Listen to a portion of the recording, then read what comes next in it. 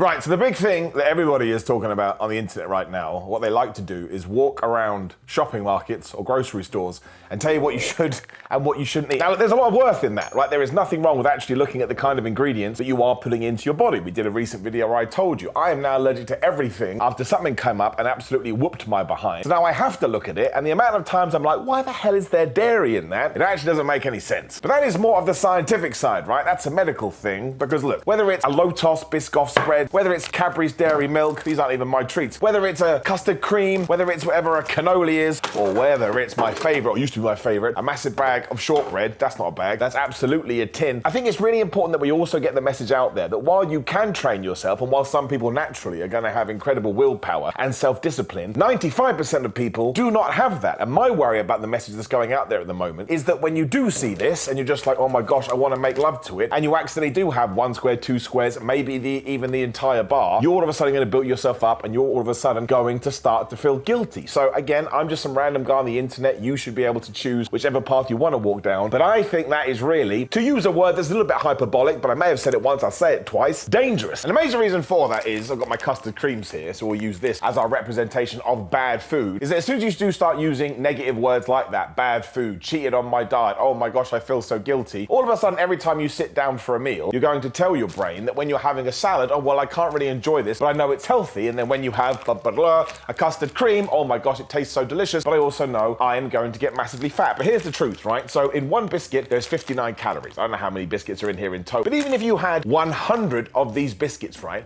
which would give you an insane calorie count, are you going to wake up the next day and be a fat heifer? No, you're absolutely not. That would be absolutely ridiculous, because we need to start remembering it's not what you do day to day, it's what you do week to week, what you do month to month, what you do year to year. I know we've said this 1,000 times, we'll say it 1,001. When you have that big old Christmas or Thanksgiving meal, don't worry about that. Worry about what you're going to have over the next 12 months. And if actually, more times often than not, you are good, whichever word we want to use, then you are going to be perfectly fine. Obviously, when it comes down to preservatives or processed foods, there's probably a lot of things in there that aren't actually good for your health, and actually probably aren't good for your gut, and they're not good for your body. But this is important too, your mental health. And I'll be the first person to hold my hands up and I'll share this with you, because I don't think it's a thing we should be ashamed about. Every now and then, do I sit down and try and eat my weight in food? Yes, this has happened multiple times throughout my life. And I'm going to assume the majority of people watching this right now are going to feel the same way, because for whatever reason, sometimes we just need that. Now, it's probably because food does give us a dopamine release, and it mucks around with our serotonin and everything else, which actually is another conversation that we should be having, because you shouldn't be relying on food to make you happy. And I also want to point out that there's various levels of this. We use the term binge eating, because I think a lot of people understand what that means. There are people that are medically diagnosed with a binge eating condition. I'm not talking about those people. If you fall into that category, absolutely, please go and seek medical professional help, because that's the only way to do it. I am talking about the people that, you want to be good, I'm using that word again, I'm doing it, but you want to be healthy, you want to go to the gym, and you want to be proud of how you look in the mirror. That doesn't mean that you have to cut every single thing off, because that is just going to drive you crazy. Like if I all of a sudden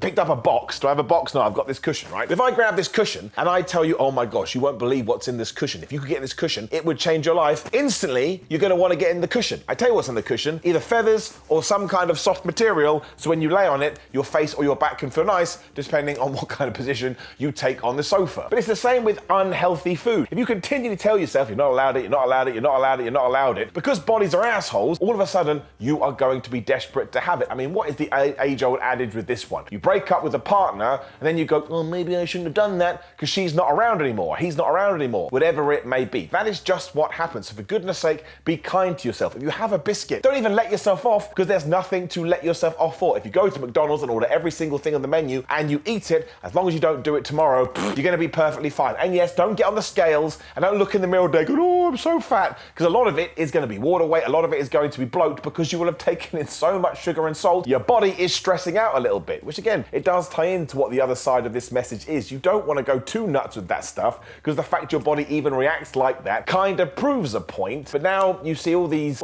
individuals who feel like they're bad people because they want to have, I don't know, a bar of chocolate. We're all going to be dead one day. eat the damn bar. And I would also say the one area you definitely don't want to fall into is just thinking about this stuff way too much, because when you do create these barriers, it will just become your sole thought, and you'll be having a meal, and then you'll start going, well, what can I eat after this? And what can I eat after this? And what can I eat after this? And it becomes like a self-deprecating thing, not self-deprecating, but like a self-sabotaging thing. Whereas if you just have a meal and you go, you know, maybe I'll now go have whatever it may be, a sweet, because that's what I fancy. As long as you leave it there, it's all good. And sure, sometimes that will turn into eating the whole bag of sweet. But as soon as you just sort of accept it for what it is and you get rid of those guilty feelings, all of a sudden you find you don't wanna, we'll go with overeat as much as maybe you had done, because you're not putting any kind of feeling on it. You're not putting any kind of good or bad or ups and downs or left or rights on it. It's just something that happened. Like if I open this door, there's a fridge, you can't see it, it's out of shot, I didn't realize that. But if I open that door and I go upstairs and I go, man, should I have opened the fridge? I don't know whether I should open the fridge. Maybe I should go check on the fridge. You can bet your bottom dollar that I'm gonna come back and check on the fridge. And don't try and outdo your bad eating either.